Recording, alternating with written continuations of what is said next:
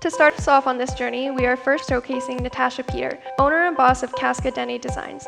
Natasha is from Cascadene lands of Ross River, Yukon, and she was raised traditionally by her parents, grandparents, and community. She is a proud mother of a beautiful 3-year-old Cascadene, another up-and-coming strong Dene warrior.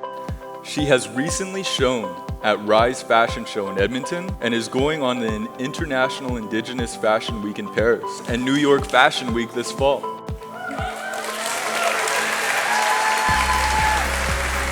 Now for our next designer, Alaska's very own Arctic Luxe, owned by Bobby Bauer.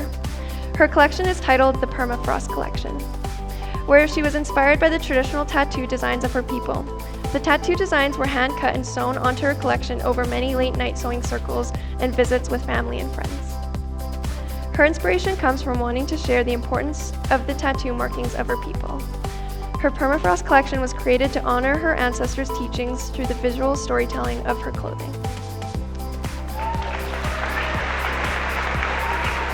The next breakout designer we have is Randy Nelson from Sequemic, who has called the Yukon home for 20 years.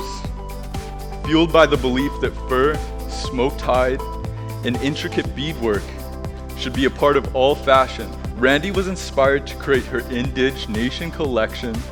It adds Indigenous beauty to all nations, combining luxury and modern clothing with traditional and Indigenous materials.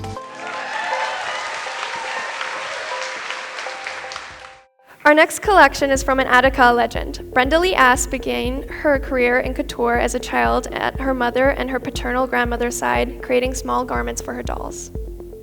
Her elders and teachers taught her the basics of clothing design and construction, always incorporating her background into Shoni, Tlingit, and Tahltan in some shape or form. She knew in her heart that mixing traditional designs through beadwork, furs, and her custom printed fabrics into the couture world was her future. Originating in Duk Diak Duk, this collection was created using Dalumek's talent, ingenuity, and blood memory from her Inuit bloodline, as well as gifts from her Gwich'in ancestors.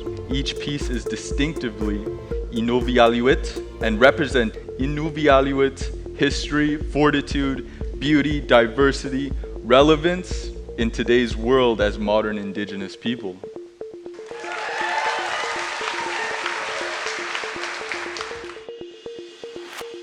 Our next designer, Minnie Clark's Tlingit name is Kagane. She belongs to the Ducklawati clan of the Teslin Tlingit First Nation. Both Minnie's parents were very artistic, and she attributes her love of color and the outdoors to both her parents and the lifestyle in which she was raised. Traditional crafts and photography have always been a great passion for her.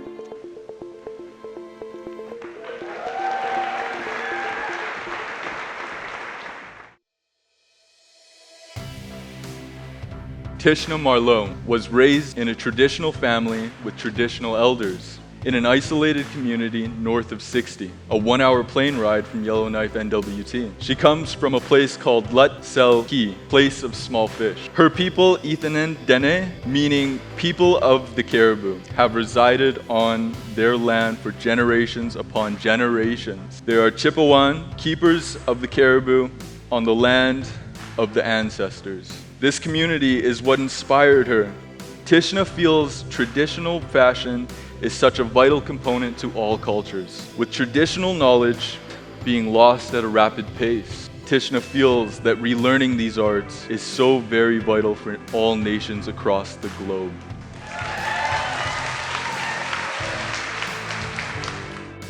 Delaney and Montana Prizenik are a Vuntut, Gwich'in, Ukrainian, Scandinavian sister duo.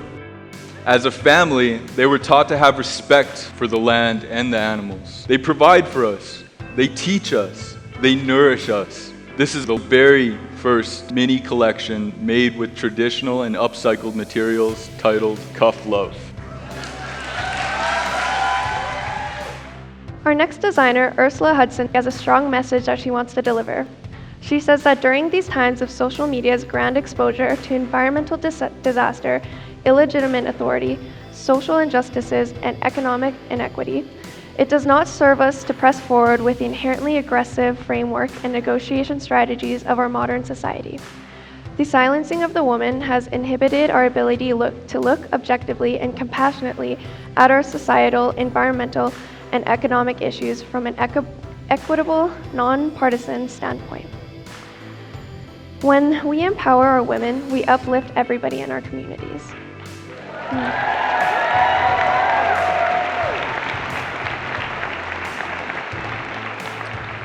Everyone benefits when women are at the center. This collection of garments was created to invoke feminine sovereignty and uplift the modern Indigenous woman. This is her collection, Shadow's Edge, or Tech I Nashu, the edge of the shadow cast by landforms.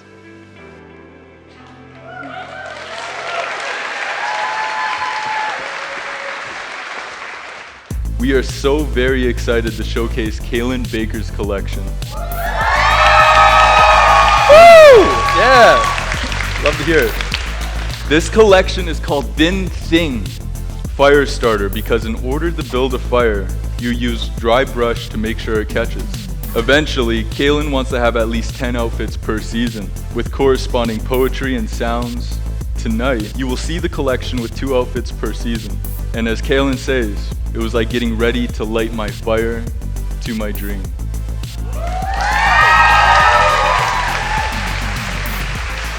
Robin McLeod is of Dene, Métis, and Scottish descent and is a member of the Adäka First Nation in the Decho region of NWT.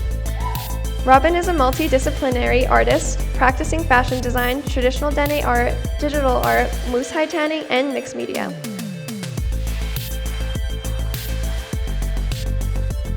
Robin has also studied at the Blanche Macdonald Center and studied visual arts at SOVA, the Yukon School for Visual Arts.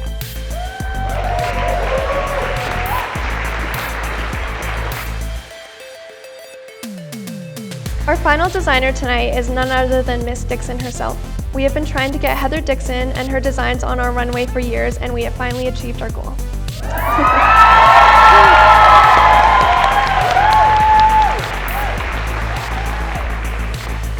At the heart of Dixon Designs is designer and owner Heather Dixon. Born and raised in the Yukon, she is Tlingit from the Carcross-Tagish First Nation and Nahulk Nation from Bellacoola, BC. Miss Dixon received her diploma in fashion design at the International Arts Institute of Vancouver in 2010. However, her training began many years earlier as she has been watching and learning the intricate art of beading since she was a child. Surrounded by rich First Nations culture her whole life, she was always eager to learn traditional sewing and is inspired by women from all over the North, resulting in teachings from the top of the Yukon to the bottom.